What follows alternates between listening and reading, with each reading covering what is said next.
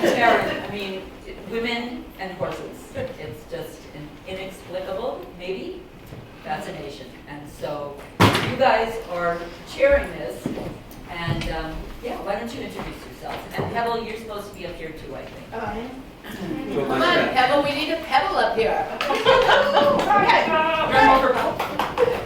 And in our shoes. It's about research, it's about horses, it's about women. Why don't you start by introducing yourself? Yes. I'm another journalist. Now we have critical mass. My name is Karin Winegar. I grew up in a small town in Albert Lea. I was, as most of us who have this affliction are, horse crazy from the get-go. And after many years of being on a newspaper and writing for magazines all over the place, from the New York Times, the Wall Street Journal, etc., often on horsey subjects, there was a question that I wanted the answer to, and the question is, why is it mostly, largely, significantly, dramatically, a female attraction? And I want to respect all the men here today, because they are not the men that I wrote about in 2 chapters here, who are kind of puzzled, if not put off by us. You are different. You're on our side. But let me read you a number. First of all, the book is called Horse Lovers, Unpacking the Female Fascination. And it took me 30 years of running around the world and doing interviews and asking why and what and who and how much and why did you do that again. And interesting questions like, what's your birth order? You know there's a birth order thing? What's your genetic background? What was the age of onset? One woman said, in my cells when my DNA was splitting. And I think that's the case. So what I have here is a book full of adventure and investigation. So I call it adventure-gated journalism. And I had a hell of a good time, especially in Scotland 3 years ago, doing a historic ride that women weren't even allowed to do for the first 500 years.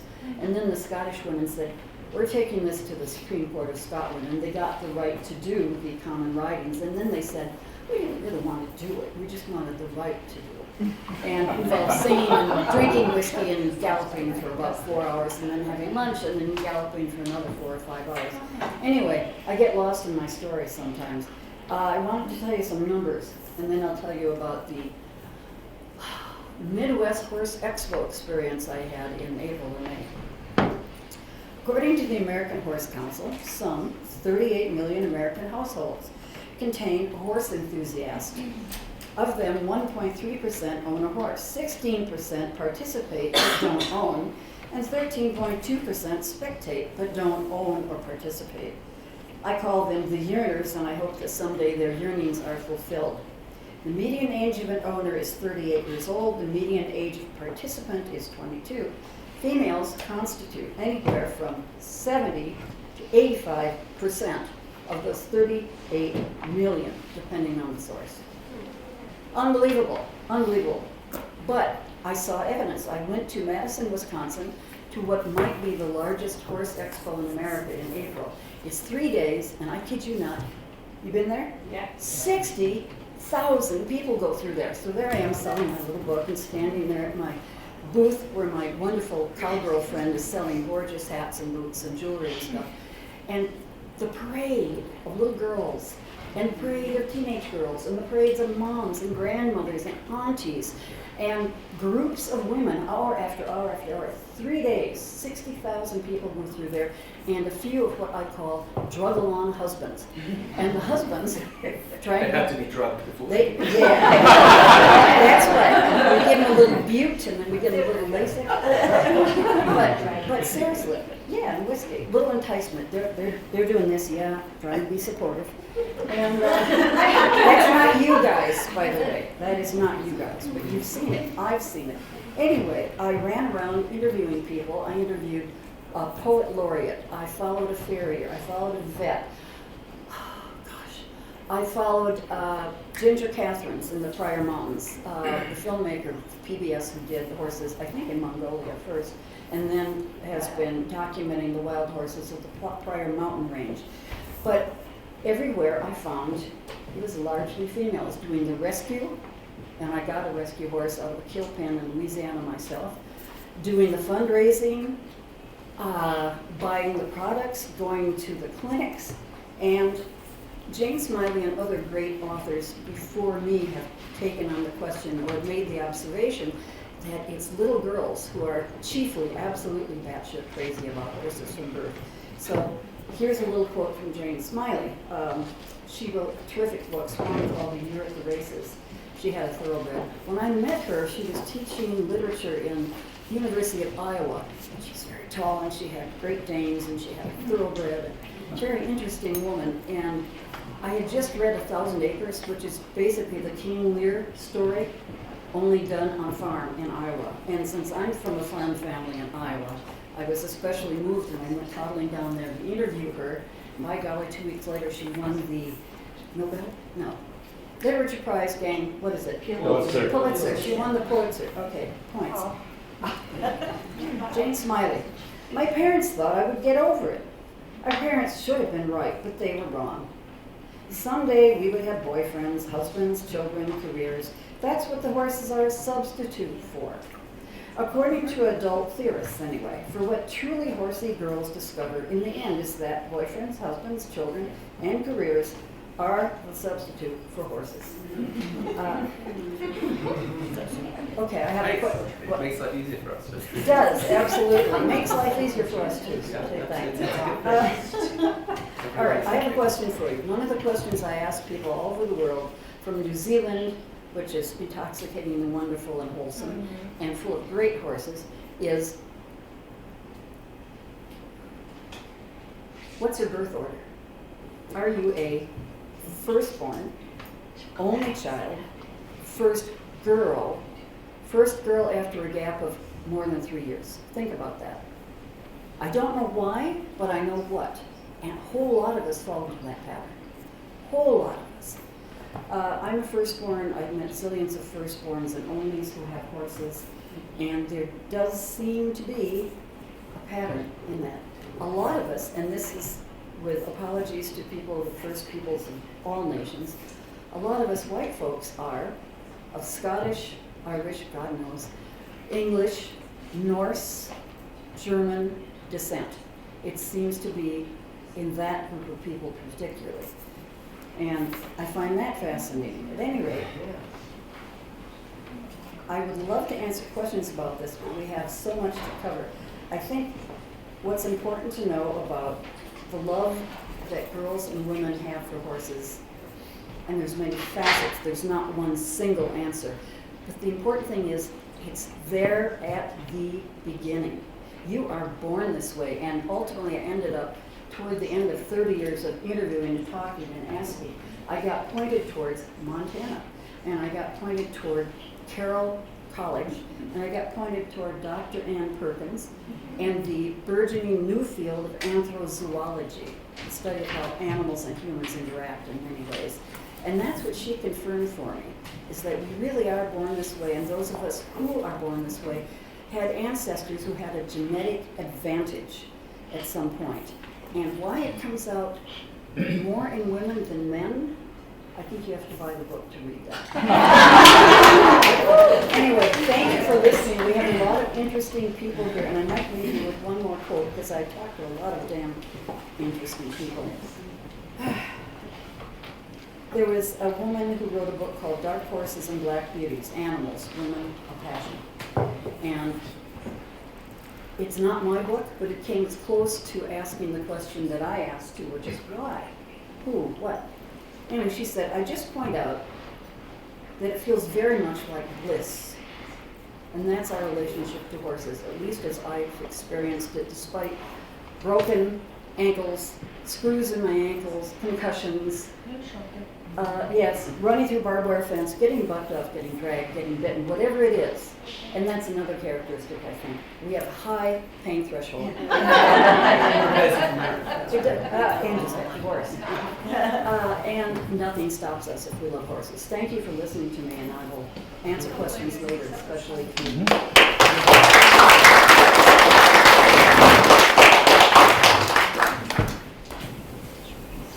Anyone else? Okay, I'll go. So my name is Judy Schneider. I live in Abiquiu, New Mexico. and I have a program called Healing Through Horses. And what I do there is host equine inspired wellness retreats for men and women, I can say at this point. I only worked with women for years and years, and now I'm recognizing that men aren't as scary as I thought they were, and it's really kind of coming full circle, and it's really quite exciting. It's really wonderful. So what I do there is multiple day private retreats. I used to offer group retreats for women, intimate size, maybe 6 to 8 or 10, and I enjoyed group retreats. For me, as a kind of a quiet person, it was a lot to manage, and as a social worker, coach, there was so much going on that I wanted to tend to, and I really couldn't in that format. So I decided that really was not where my passion lied. So now I'm only offering private retreats. So women will come for between 3, 5, 7 days to work together with myself and the horses and explore all kinds of life experiences, matters of the heart, marital, relationships, anything at all. You never know what's going to come up. She may call me and say, this is what I want to work on, or I've heard horses are mysteriously helpful, and we kind of talk about what it is that she wants to explore. And I don't go into the mysterious helpful part on the phone, because for me, I can't really explain it. I've tried, and it just does not. I just don't do it justice. So I stopped explaining, but rather come on out and experience it for yourself. Of course, I educate the women who come if they're not quite sure about horses. If they're skeptical and still afraid of them, they're still interested in coming. So there's some educational pieces that are done beforehand. Most of the time I remember to do that. Sometimes we just get into it and they kind of learn along the way, right? So I'm looking at Noreen, who's been with me in Abiquiu, and should be delighted to talk to you all privately about her experience if you're interested. But as far as the educational piece, it's, like I said, sometimes I remember to say, oh yeah, this is how you approach a horse, and this is how we halter. Most of the time it's done at liberty, meaning no halter, no lead line.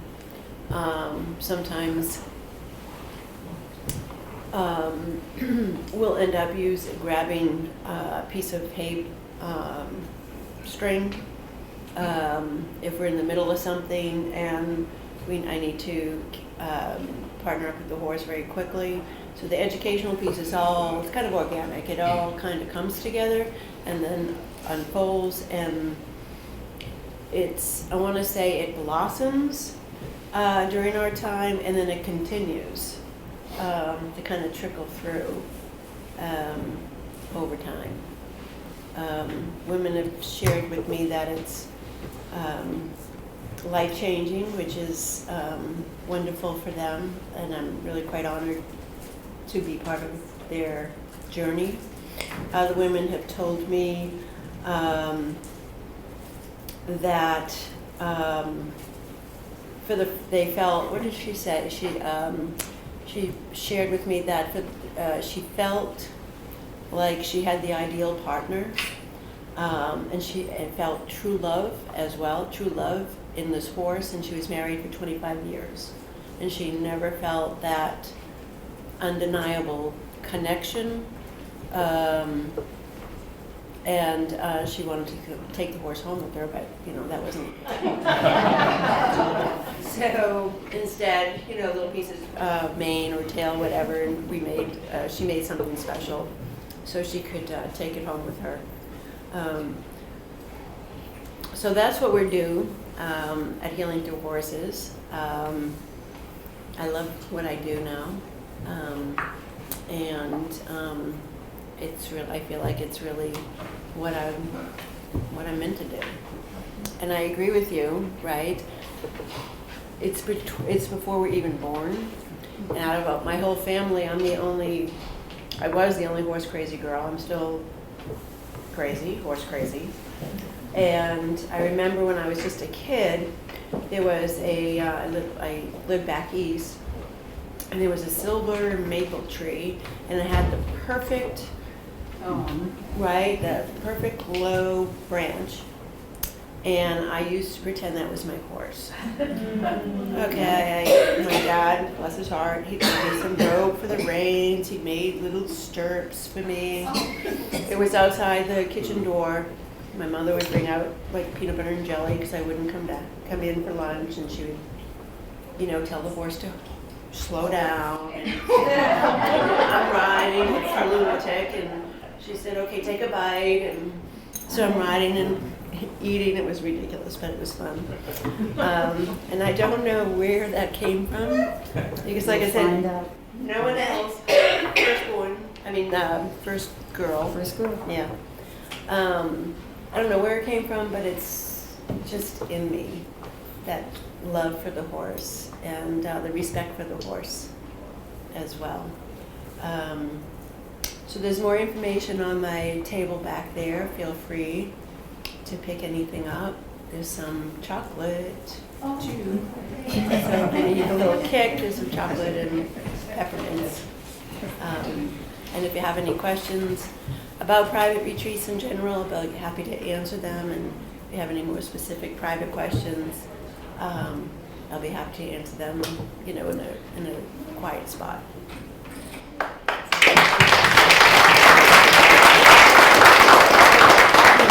I jump in? Or do you want to jump in? I'm like a racehorse in the thing. Can I go? Please. Okay, so 3 things to tell you guys. Back in 1989, when I was doing my qualifying project for my dissertation, I was given the opportunity to do something at this grad school on horses. And I'm actually feeling kind of smart right now, because what I looked at was I took an N, which is the number of people, 80 women who owned horses and showed at a high level. And I compared them to 80 women that had no animals. And believe me, I could find people that didn't have animals. And I did it on the California Inventory, which is actually a very robust tool for looking at personality. First, I was looking at locus of control and all this stuff that didn't make any sense. But the California Inventory made a lot of sense. And it came back, and this is the sad thing. It's going to sound like my dog ate my homework, but my house burned down in 2017, and with it went the typewritten article, my master thing, of which you would think the school had kept, but no, because it was a qualifying project. But the most important variable was military leadership in the woman, off the chart. And the type of military leadership was like West Point cadets who know how to lead from within, next to, and behind. Some of you know Linda Kahana spoke the 5 rules of Master Herder. Right there, boom. And so that was definitive. I will also tell you that we also score very high in neuroses. So it's true. But I'm sorry to explain that, but we did. But the military leadership made a whole lot of sense. Now, I've grown up around a lot of really amazing male riders.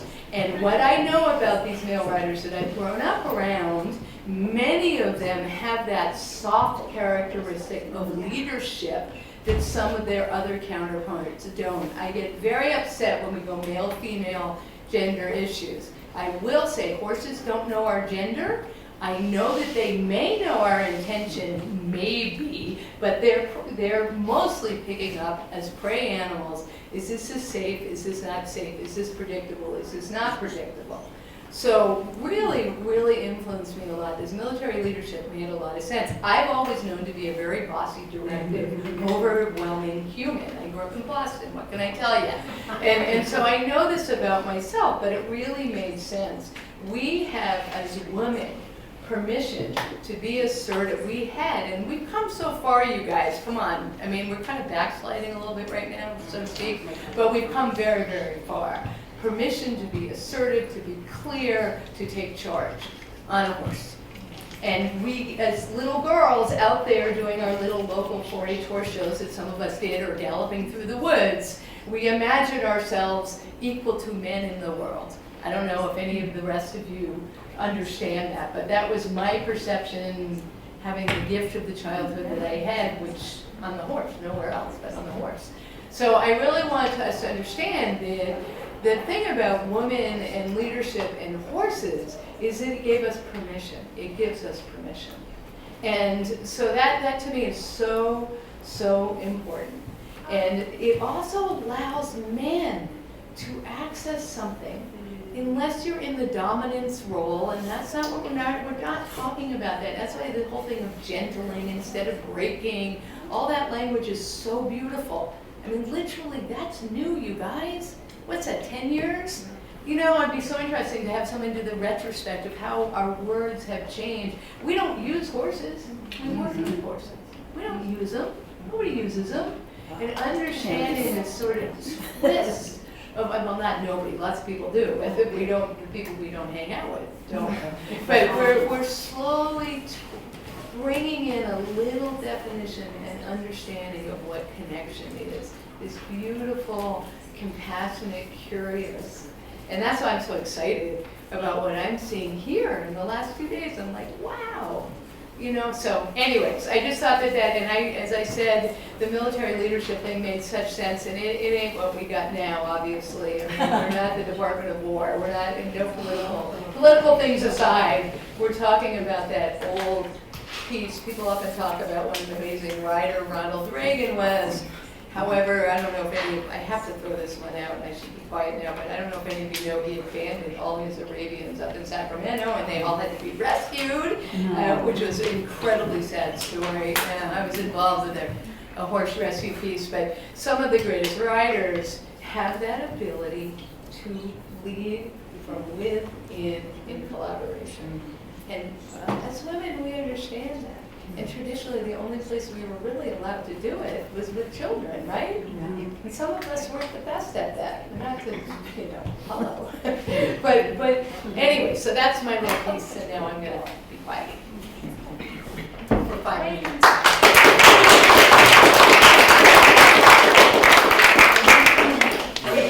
I don't know. I just was thinking, God, I did my doctorate is in education, sports management, with an emphasis on leadership.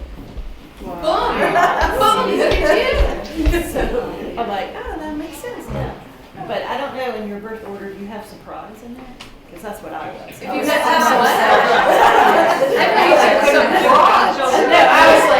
I was a surprise in my family.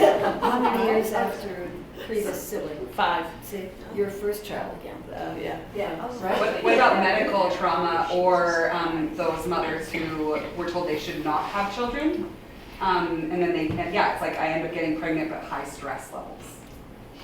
Who are you asking? Not asking me. I didn't ask that. Horses make parenting easier, right? You're supposed to put the kids before the horses, but I didn't get that. No. Well, my horse is definitely parent on my behalf for my kids. It's very true. And like things that I might want, you've all had this if you've horsey parents. You know, if your kid has a horse, they'll do things for that horse. Off You know, and they won't do it for you, and they perhaps shouldn't do it for you because maybe they do need to kick against a little bit, but they will do it for the horse. And the other thing which I think as a bloke is I've only ever been surrounded by very, very strong women. Like I cannot think of a single woman in my family who's not a very, very strong personality, whether they're horsey or not. So the thing about leadership, what's really interesting, I mean, my dad is very, very cool as well, but I definitely learned, I think, a lot of leadership from the women who brought me up horsily. And a lot of my early mentors were women. It was only later that I had male mentors. I think, though, there's a slightly skewed picture, which is that it's relatively recent that there's been this gender flip, and it's somewhat limited to Western culture. And it has to do with economics as much as anything else, because if you go down, so I recently moved, like last week, to Spain, and where I'm living in Andalusia, it's definitely very male. It's not that it's not female as well, but it's like proper job male as well. And so there's also bullfighting, there's also doma vaquera, there's open range cattle ranching. So what it seems to come down to is an economic thing. If men can participate economically, then they're often right there. And when the Industrial Revolution happened in the north and west, a lot of the men who were very horsey just ended up getting sidelined into machines, whether it was on the farms, whether it was in the cities. The buses and the carts turned into cars and whatever. But it didn't mean that they weren't there for the horses somewhere in their soul. When I was a boy in London, there were tons of horses around. Like this, I'm quite old, so I was born in '67. So I remember as a little boy. Don't say that's old, please. Thank you for calling me so young. But when I was a lad, if you were on the streets of London, there were loads of horses. Like lots and lots of the rag and bone men, the drays from the breweries, there were people driving horses and carts a lot. And even in my neighbourhood in central London, there were whole muses, which is the name for the stables in a town, which was still like fully stabled. And then somewhere in the late 80s, that just all disappeared. And with it, those men. But then if you go down to other horse cultures, like I spent time in Mongolia, or I've spent time in Lesotho in South Africa, or anywhere where there's livelihood involved, then the men are often more representative. And I think that one thing which I often find in my job as a sort of equine professional, it's very, very strange. The professionals, it's often disproportionately still men. Yeah. So it's like now, if men get involved, they get involved like they're all in or they're not in. It's relative. It's not saying it's not there, but it's relatively rare to find hobby riders that are men or part-time riders that are they're either like doing it or they're not doing it. So You do know that men kind of run the world. but what's that got to do with? Well, it's the same thing in psychology. All the big people are male, and it's like, hello. No, I don't know if I accept that anymore because the women who I know at the top of the tree too, it's maybe it's 50-50, yeah, but it's just they're all in professionally or for the money or whatever you want to call it, female, male, the same. But it's interesting that the men that get involved seem to either get involved. I think the word is vocation. They either get involved vocationally, Right. or they don't get involved. Right. Which is interesting. And we do it for love, and because we can't not. Well, but we do it for love too. I know some. It's some vocation is love. What if- Vocation is love. Vocation is cool. I'm sorry, but there is a bit of a sexism there, which is Do you that. attribute that to anything? To which the vocational The thing. vocation. Yeah. I Because think you that know, men are not allowed to love. Men are not allowed to love. I think Right. that's- So I was the last generation of. Well, let me take you to my schooling. So I was the last generation of boys in England that were like regularly beaten at school. So it basically stopped after my thing. But I would have been beaten 4 or 5 times a week, let's say. And then but that was not counting the threat of bodily assault all the time at school, like all the time, from any quarter, any time. You would just be assaulted. And then the sports we were playing, rugby, and whatever, and then on the weekends fox hunting and falling under your horse. But then it was brutal. And you were not allowed to love and be loving. You were not. And we were all compulsory cadets, by the way, trained by the regular army 3 days a week. If I tell you to cross this shit, you cross this shit and get your fucking knees, you fucking man. Yeah, like that, like literally like that. And bayonets and but violence. But the violence was usually applied in your younger years. And then as soon as you got big enough to hit back, they sort of stopped hitting you. And then they wanted to try and give you privileges instead and turn you into the one that would hit the younger ones. Awful, right? But what they did for so many boys was they just traumatized traumatize the fuck out of you to the point that to show any kind of softness was physically unsafe. If you did it, you'd just be hurt. And I mean really hurt. Boys going off to hospital like all the time, from school, like all the time, with like brain injuries, with broken ribs, like all the time, not just once in a while, and dead on the rugby field and all that stuff. So that's why, that's the answer to your question. So for me to be a rider in that environment, which by then was very anti-riding, boy, only you were homosexual if you rode, like, and being a homosexual back then was like, this was the 80s, this was, you know, the 70s and 80s. So was I beaten up and for when people knew that I rode? Absolutely. So I had to fight for my love of riding. I didn't have a group of supportive girlfriends. And then, when I found myself... Are you saying the barn was nasty? No, there wasn't a barn, luckily. It was the barn was... But then when I went off to say Pony Club camp, which I did, the girls were actually not that nice to you either, because then it was shifting and it was becoming... It was a bit cliquish. And then it was hard as a boy with your fellow boys, and it was hard with the girls. And yet I still persevered. And all of the boys that I know who did persevere all became professionals. And I think that's why it's that vocational thing. But that's the women in because leadership. we just had to fight for it so hard. But that's the women in leadership. We were able to be leaders with our horses. Totally. And we were And I able do to attribute a lot of my ability to hold firm to the women who led me. Yeah. Not to jump in, but I'm not saying this is a good thing or a bad thing, but at the last several conferences I've been at, or these kinds of events, we do see like overwhelmingly amounts of women leaders in the field who are speaking or presenting, and then I do consistently see one or two males who kind of dominate the spaces, and not in bad ways. They're almost always bringing really beautiful, really contributory stuff to the space.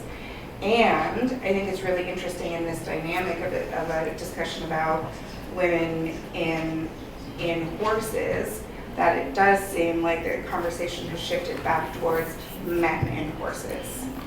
Could I interject a point here? Yeah. You just brought up to me something I wanted to speak about.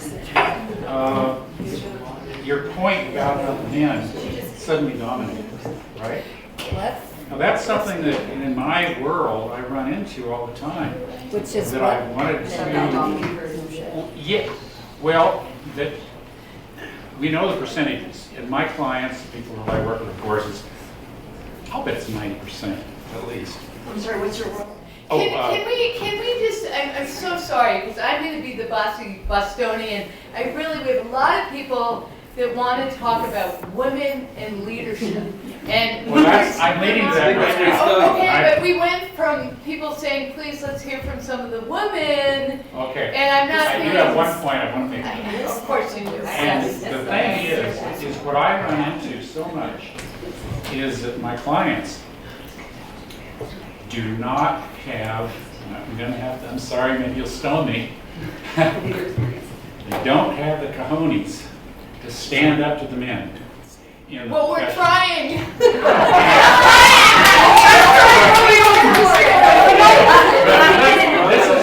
is what is so important. I see the clients are being confused because they've got professionals telling them you got to do this. Another one saying you got to. Oh, they're all wrong. You got to do this. Another one says something else. Okay, And I'm gonna have some cojones. Yes, She you tried to do. interrupt you. She tried to stop you. She wants to get back to women in leadership. So I'm standing up here. what I'm saying is that No, stop! Stop! I am gonna stand up. You can say stop. good. Yes, thank you. Good.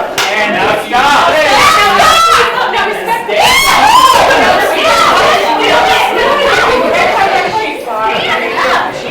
This is why men don't respond, our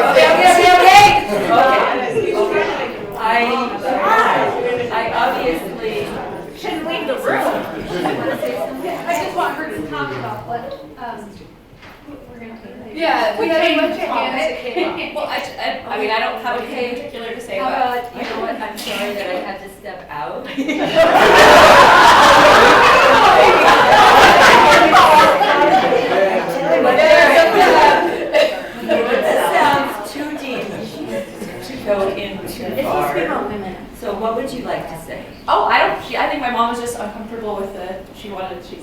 uncomfortable confrontation and just try to change the subject. Ours isn't specific to women and horses, well, I guess it is, but just as I'm observing this conversation, it's always interesting from an Indigenous perspective because we were matriarchal, so there wasn't ever that, question of whether women, we were leaders.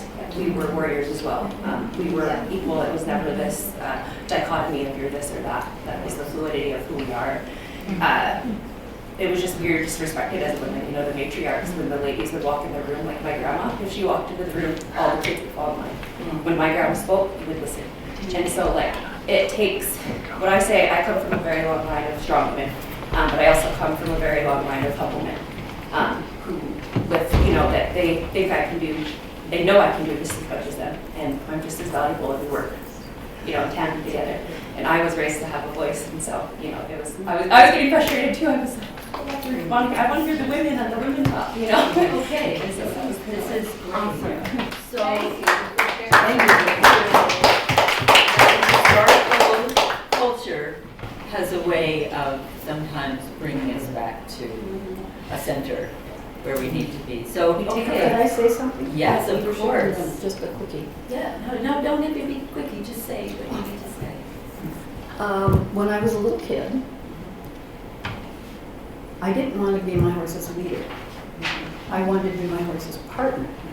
Maybe somehow partnership is what we're reaching now. And I never wanted to be a girl, because the girls were very, in my generation, confined. But I was lucky enough to have parents who said, here's a pony, be home for dinner. And so I grew up like a boy. And what I wanted to be was a Native American. Because I thought that was, no offense, that was partnership, or more like what I imagined. I don't want to be a leader. So when I became 16 or so, I saw men starting to notice me in ways that I found really awful. And when I was on a horse, I was safer. And so horses were not just partners for me, they were safety. And they remain safety. And in doing this book, over 30 years, I got lots of people, mostly, and there are anecdotes in here, mostly men, when I would say I'm a horsewoman, and you'd see them shift. And they'd either back up, and they'd go talk to somebody else, or they get curious. But mostly, they were threatened or disinterested. And one psychologist who I met at the deli counter in Kowalski's in White Bear Lake after I was getting a sandwich after riding, came up to me, and I was there in my, wood tick infested self and dirty and getting sandwiches, and here came a guy with his book printed on his t-shirt. And it's a book cover, and I looked at him and said, oh, neat, is that your book? He said, yes, I'm a psychiatrist. And I said, really, what's this about? He said, well, I'm a specialist in bipolar issues. So I kept asking him questions, and pretty soon I said, well, I'm a journalist, and my latest book is about women and horses. And he looked at me and he said, that's easy. Well, I'd spent 30 years and it's not easy. And he said, it's about sex. And so I said, well, some men think that, and they are wrong. And I got my sandwich and I swore all the way down the highway. Was the sex about sex? Like gender sex, or No. like That had to do with Freudian analysis. Okay, that's how I was trying to like clarify. Okay, thank you. Sorry. We all want a penis. No, we don't. Sarcastically, I just wanted to say partnership. I mean, that really is the crux of it, the partnership. How do you build a partnership with anybody? Whatever the species, whatever the gender. So, other Tom, thank you. I have a question for women on the panel. I'm interested, in where this thing with women and horses begins. I don't know what it looks like for black girls or brown girls, but clearly, it seems to be White chicks. Yeah, I just don't. Is it the same kind of Did you see Patricia Jackson? No. So the film last night was Heart of Compton. Well, Jackson in We Ride Too in Oakland, she's a black grandmother, and she started it because she was trying to find a helmet for her daughter. And they couldn't find helmets to go on her afro, and she started this organization called We Ride Too, and she's wonderful. It's access, there's no funds in the inner city for horses. What I'm talking about is the demographics of The culture. project. White It's like, women. is it proportionate for black women to kind of have the same, you know, I think the answer is connection? yes, but the urban, those who are living in an urban environment, the Right. access to horses is very different, and we should see that film. And Isabel? So then it's a class thing and a gender thing, probably. That's horses. It's also a rural versus urban thing. Yeah. Yeah. So I lived in Central Even Texas in and rural, the black girls there. It would Right. be classed, you even in the rural, right? Well, but like in Central Whether or Texas not at you the can rodeo afford a horse, ground. even if you're like in a rural area versus someone who has money and can afford it. Well, you're asking a very interesting question, because if you look at assertiveness and some of the research since the 60s, as you well know, on looking at the self-esteem of black women, right? And the ability to have some power dynamics, you're going to see that there's a higher than white women, really. Isn't that interesting? And that research is pretty good about it. I mean, you know, bell curve and all that piece. But it is interesting because as white women, and speak for me, I actually never got the memo that I wasn't the same as men myself. But in my world, everybody else had that memo. But I do think it's very interesting what you're saying, because I think access, urban areas, money, all that is really the variable, but there is this particular research about self-esteem and confidence in a black woman.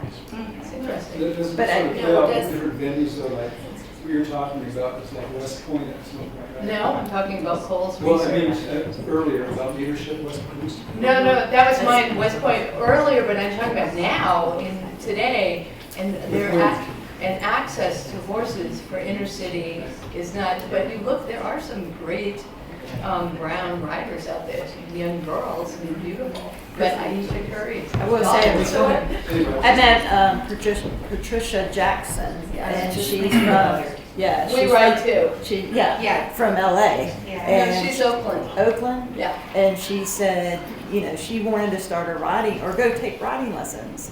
And because she was African American, they were like, well, we don't teach you. And she was like, well, screw this, we can ride too. So she started her own group. And there are programs in Yeah. LA, programs in Detroit, New York, Chicago. Yeah. So I was just wondering about the numbers, that's all I was Yeah, wondering about. I think it is economic, but also I think it depends if you're rural. I think Rural and which Or country? globally. a lot of variables we can do a study on. Let's wrap it up. So if you want to do sort of a summation. So I just want to advise that. So I live in rural New Mexico. It's in Albuquerque, right? It's an hour north of Santa Fe. Although it's close to Santa Fe, it's very, very poor. It's a very poor area. And to address your question, hopefully, I'm a minority. I will always be a minority in my community and in the state. Most of my neighbors and friends are either Native or Hispanic. Just about all of them. Families have grown up on ranches, ranchers, and into the horse world. So I'm stick out like a sore thumb. All of the little kids that I used to work with, they taught me some tricks of the trade about horse care, ranching, and whatnot. And their dads and their grandpas, the moms not so much, but the men would accompany them to their sessions. So I didn't grow up there, obviously. I grew up back east, outside of Boston. I'm kind of quiet for a Bostonian.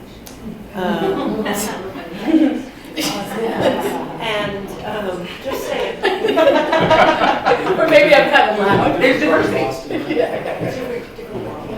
I was Lincoln. Where were you? Oh, I was, yeah. Yeah, blue collar, very quiet.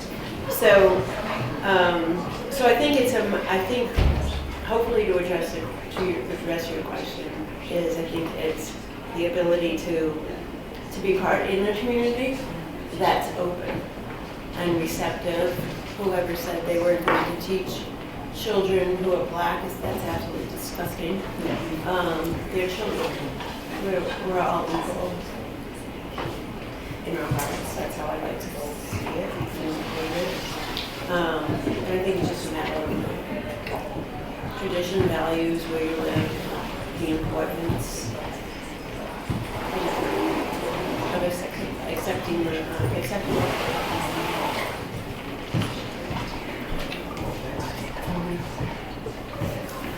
Is that a summary? Do we have a summary? Do we Well, have that was an answer to the question. I will say that as far as the Olympics go, men and women can compete. The only two sports in the Olympics are sailing and riding, in which men and women compete. Actually, biking, BMX, yeah. Let's think about equine. Time is up.